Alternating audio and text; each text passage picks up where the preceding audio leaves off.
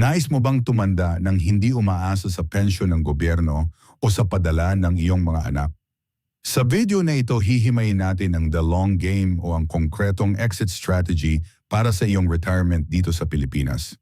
Maraming Pilipino ang habang buhay na nagtatrabaho dahil hindi nila alam kung paano palitan ang lakas ng kanilang katawan ng lakas ng kanilang pera. Huwag kang aalis dahil sa dulo ng video na ito, ituturo ko ang eksaktong formula kung paano mo kukunin ang iyong pera nang hindi ito nauubos para masiguradong saganang buhay ang naghihintay sa iyo. Bago natin simulan, paki-like naman ang video nating ito dahil malaking tulong na po yan sa mga content creator na kagaya namin. Maraming salamat po. Una, ang paglilipat ng income engine mula sa katawan patungo sa pera. Sa mundong kinalalagyan natin ngayon, kailangang maging tapat tayo sa ating sarili na ang lakas ng ating katawan ay hindi panghabang buhay at may hangganan ang bawat paggising natin para pumasok sa trabaho.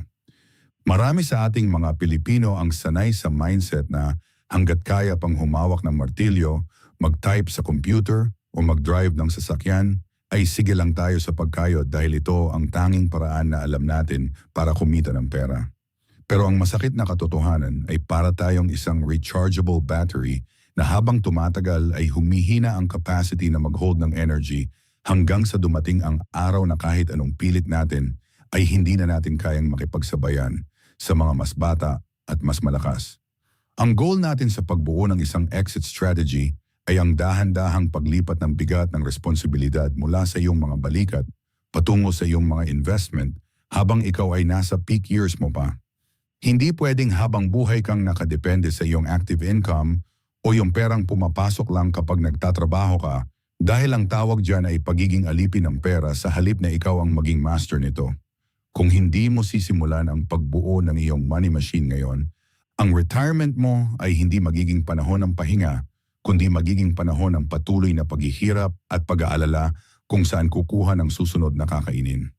Ang unang hakbang para maging reality ang iyong exit strategy ay ang pagbabago ng tingin mo sa bawat sahod na natatanggap mo mula sa iyong kumpanya o negosyo tuwing kinsenas at katapusan.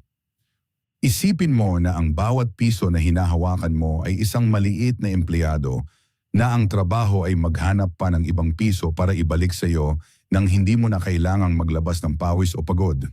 Karamihan sa atin ay nagkakamali dahil ang unang iniisip kapag humawak ng pera ay kung ano ang pwedeng bilhin o anong gadget ang trending, pero ang tamang diskarte ay ituring ang iyong income bilang seed money o puhunan para sa iyong hinaharap.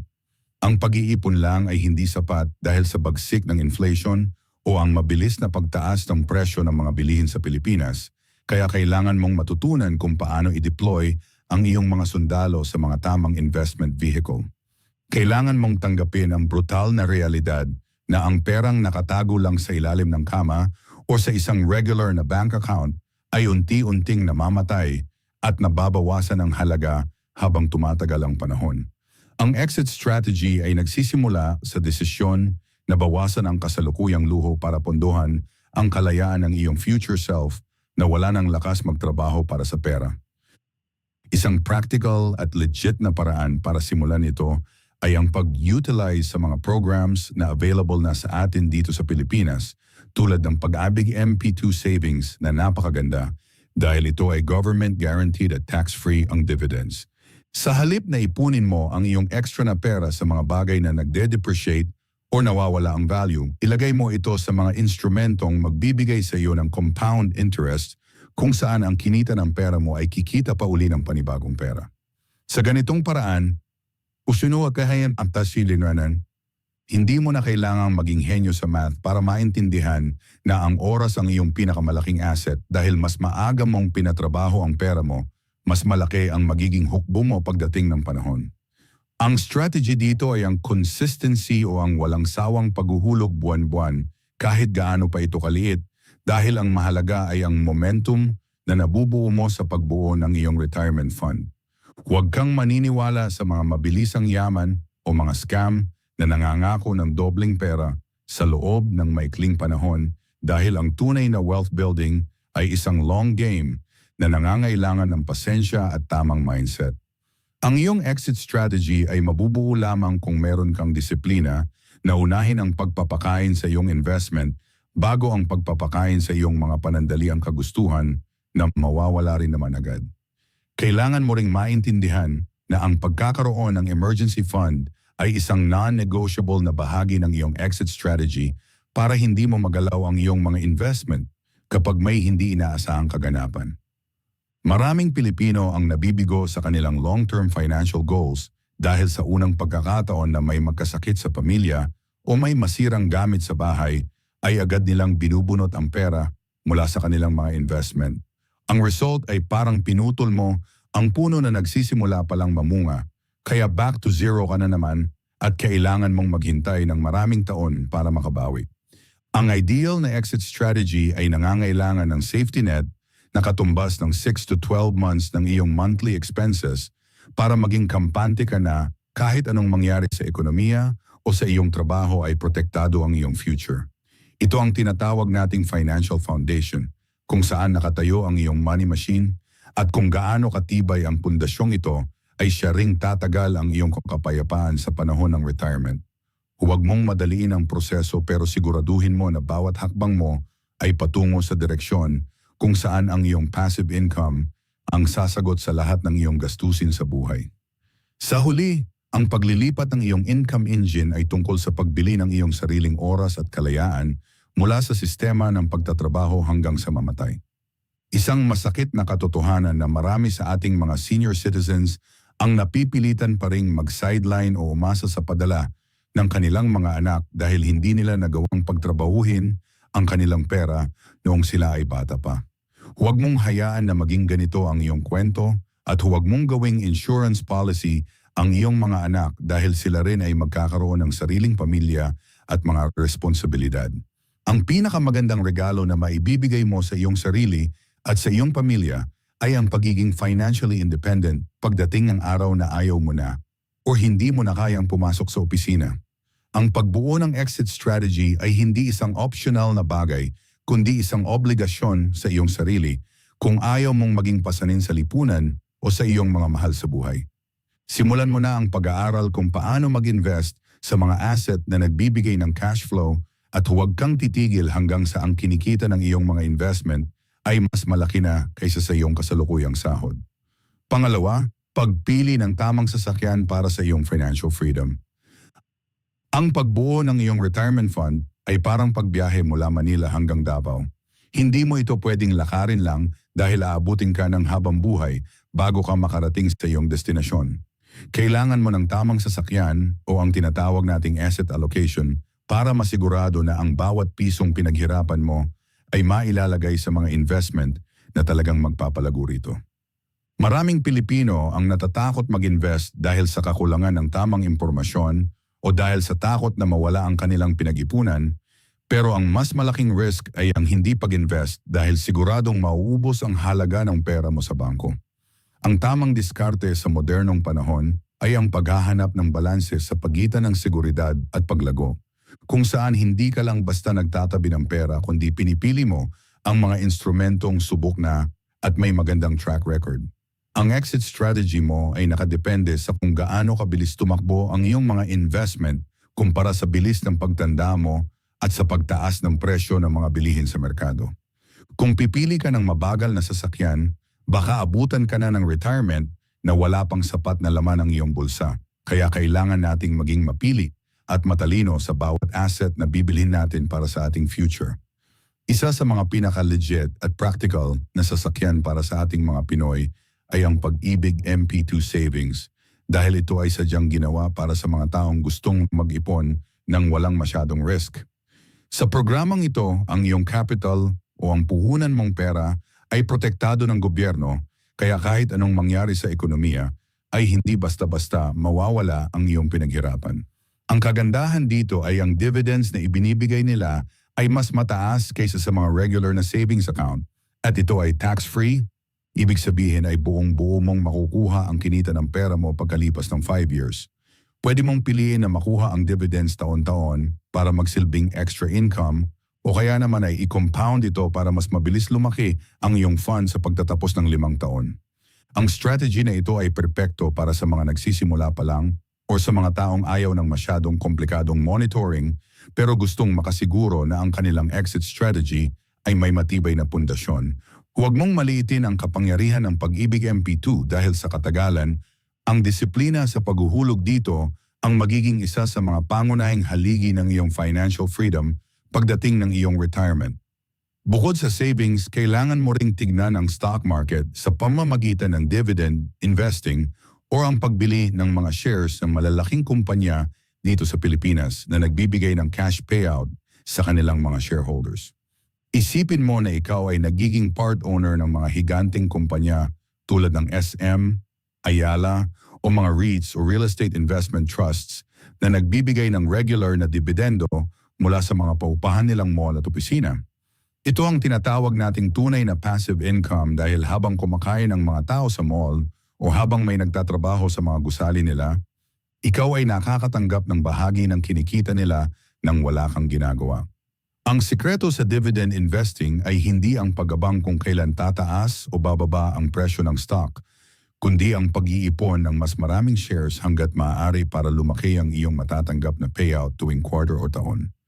Ang exit strategy na ito ay para sa mga taong gustong magkaroon ng parang pension na mas malaki pa sa ibinibigay ng gobyerno dahil ikaw mismo ang nagmamay-ari ng mga negosyong nagpapatakbo sa ating ekonomiya. Sa modernong approach, hindi mo na kailangang maging stockbroker dahil sa tulong ng mga online trading apps ay madali mo nang mabibili ang mga shares na ito gamit lang ang iyong smartphone. Hindi rin pwedeng mawala sa usapan ng real estate o ang pagmamay-ari ng lupa at bahay dahil ito ang isa sa mga pinaka-tangible o nahahawakang asset na pinahahalagahan nating mga Pilipino. Ang pagkakaroon ng paupahan o rental property ay isang classic na paraan para magkaroon ng monthly cash flow na pwedeng sumuporta sa iyong lifestyle pagdating ng panahon na hindi mo na kailangang magtrabaho. Ngunit kailangan mong maging maingat dahil ang real estate ay nangangailangan ng malaking capital at tamang lokasyon para masiguradong lagi itong may tenant o nangungupahan. Ang brutal na reality ay maraming Pinoy ang nababaon sa utang dahil sa pagkuha ng kondo o bahay na hindi naman nila kayang bayaran ng monthly amortization kaya nagiging liability ito sa halip na asset. Ang tamang exit strategy sa real estate ay ang pagkuha ng property na ang renta mismo ang magbabayad sa monthly dues at utang sa bangko hanggang sa maging fully paid na ito at sayong-sayo na ang buong kita. Kung gagawin mo ito ng tama, ang iyong mga paupahan ang magsisilbing iyong automated salary na papasok sa iyong account buwan-buwan kahit ikaw ay nagpapahinga na lang sa iyong probinsya o nagbabakasyon kasama ang pamilya.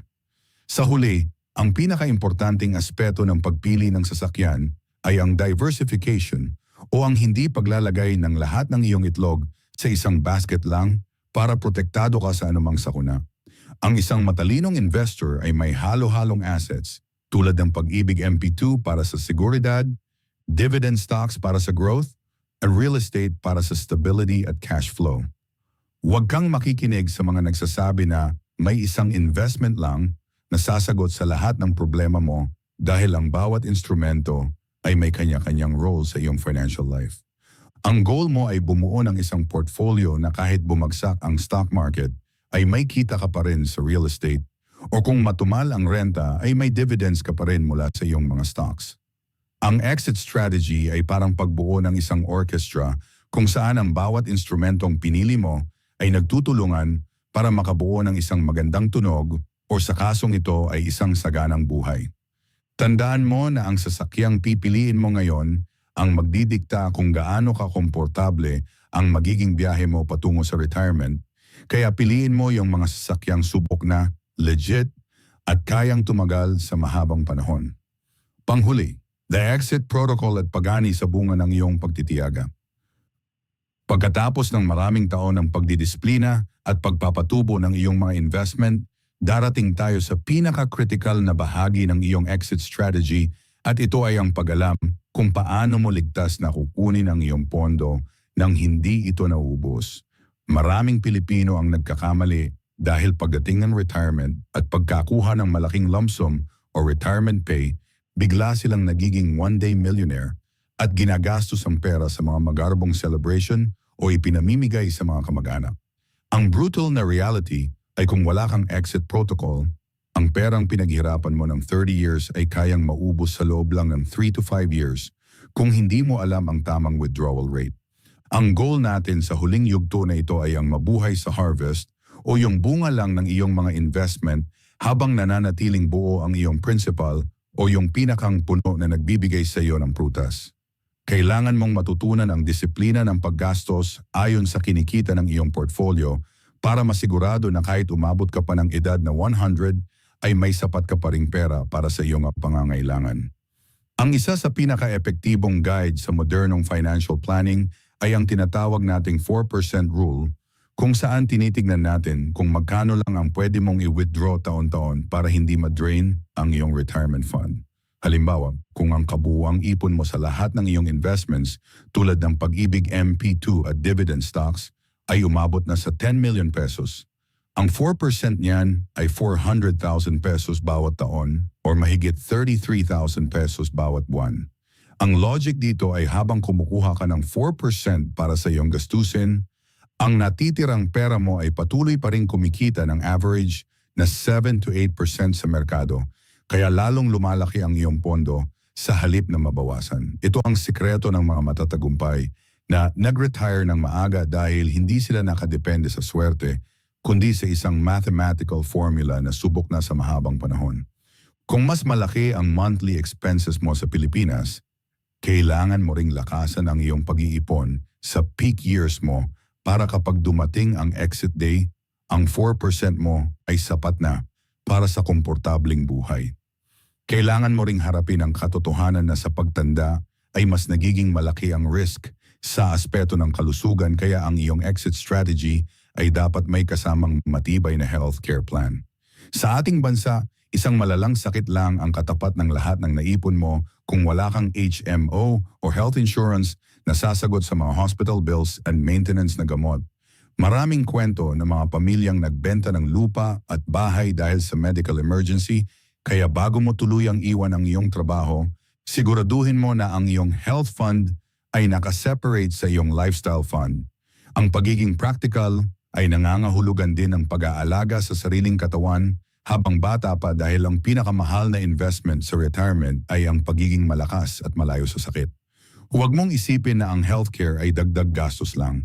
Isipin mo itong bodyguard ng iyong retirement fund na haharang sa mga malalaking gastusin na pwedeng sumira sa iyong pinagplanuhang exit strategy. Dapat din nating pag-usapan ang konsepto ng lifestyle engineering o ang sadyang pag-aayos ng iyong mga gastusin para maging low maintenance ang iyong buhay pagdating ng panahon. Ang exit strategy ay hindi lang tungkol sa pagpapalaki ng income, kundi tungkol din sa pagpapaliit ng mga unnecessary na expenses na kumakain sa iyong kalayaan. Kung sanay ka sa marangyang buhay na puno ng utang at mga material na bagay na hindi mo naman kailangan, mahihirapan kang mag-retire dahil kailangan mo ng dambuhalang pondo para masustain ang ganyang lifestyle. Ang mga matatalinong Pinoy ay pinipiling lumipat sa probinsya o sa mga lugar na mas mababa ang cost of living pagdating ng retirement para mas lalong tumagal ang halaga ng kanilang pera. Ang pagiging simple ay hindi tanda ng kahirapan, kundi ito ay tanda ng pagiging wise dahil mas pinahahalagahan mo ang iyong peace of mind kaysa sa pagpapakitang tao sa ibang tao. Sa huling bahagi ng iyong long game, kailangan mong isipin ang iyong legacy at kung paano mo ituturo ang sistema ng pag-iipon at pag-invest sa susunod na henerasyon ng iyong pamilya. Ang tunay na success ng isang exit strategy ay hindi lang nagtatapos sa iyong sariling kaginhawaan, kundi sa pagputol ng cycle ng kahirapan sa iyong angkan sa pamamagitan ng pag-iwan ng assets at hindi utang.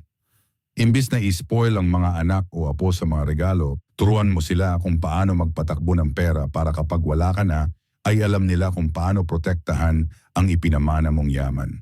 Ang paggawa ng isang maayos na estate plan o huling habilin ay bahagi ng isang responsableng exit strategy para maiwasan ang awayan sa pamilya at masigurado na ang iyong pinaghirapan ay mapupunta sa tamang layunin. Tandaan mo na ang retirement ay hindi ang katapusan ng iyong kwento, kundi ito ang simula ng pinakamagandang chapter ng iyong buhay kung saan ikaw na ang may hawak ng iyong oras at ang iyong mga investment na ang bahalang mag-alaga sa iyo hanggang sa huli. Sa huli, ang pagbuo ng isang matibay na exit strategy ay hindi lamang tungkol sa pagkakaroon ng maraming pera, kundi tungkol sa pagbili ng iyong kalayaan at kapayapaan ng isip. Ang brutal na katotohanan ay walang ibang magliligtas sa iyong kinabukasan, kundi ang sarili mo at ang mga desisyong ginagawa mo ngayon habang may lakas ka pa. Ang paglilipat ng iyong income engine mula sa pagtatrabaho patungo sa pag-i-invest sa mga legit na sasakyan tulad ng Pag-ibig MP2 at dividend stocks ay ang tanging paraan para hindi ka maging pasanin sa iyong pamilya sa huli. Tandaan na ang retirement ay hindi isang premyo na basta na lang dumarating dahil tumanda ka, kundi ito ay isang resulta ng mahabang pasensya at tamang sistema. Simulan mo na ang iyong long game ngayon dahil ang bawat pisong itatanim mo ay magsisilbing protection mo sa panahon na ang iyong mga investment na ang magtatrabaho para sa iyo. Paki-like ang videong ito kung nagustuhan ninyo, mag-comment sa baba kung ano ang natutunan nyo dito, at para sa mga iba pang content like this, mag-subscribe kayo sa ating YouTube channel. Maraming salamat.